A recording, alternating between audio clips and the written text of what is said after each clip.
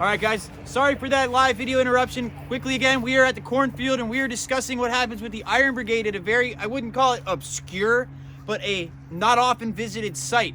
And here to help me narrate this and kind of discuss what's happening here is Tim from the Unfiltered. Tim, go on ahead. All right, so when the Iron Brigade attacks into the Cornfield sector, they divide in two parts.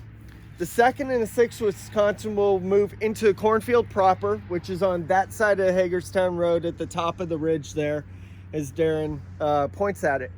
The 7th Wisconsin and the 19th Indiana, however, will move this way. And if Darren pans that way, you can see how the land kind of forms into a U, forcing those two units into this low ground right there that the camera's pointing at.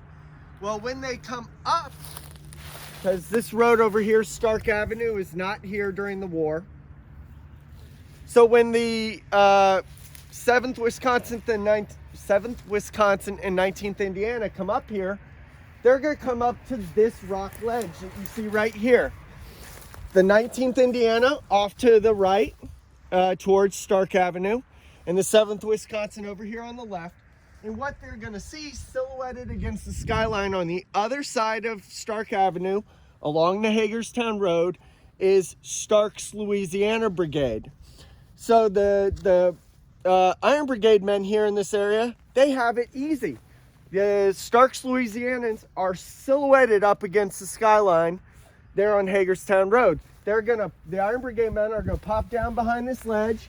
They're going to take aim at the backs of Stark's Louisianans, who are actually engaged with Union troops in that area, fighting in the Cornfield and what they now call the epicenter area.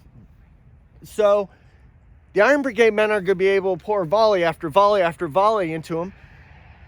It takes a while for Stark's Louisianans to realize what's going on, and then they're going to retreat pell-mell off to the south.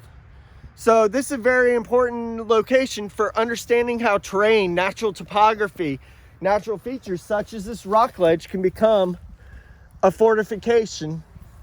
You know, on September 16th, 15th, 1862, this rock ledge was just a feature that was probably a hassle for the farmer here. But on September 17th in the AM, this becomes a godsend for the 7th and Wisconsin and 19th Indiana. Absolutely. So that's all I have at this location. Pass it back over to Tyler. All right, guys. So closing us out here at this site, I'm going to actually give you the view of that, if that's okay. Yeah, that's fine. Do you want to do that? Yeah, I'll go ahead and give them the view of it here. Yeah. So here is the rock wall itself. Thank you, Darren. It's actually a really good idea here. And to look up, you could see the backside of the Cornfield, the Hagerstown Pike.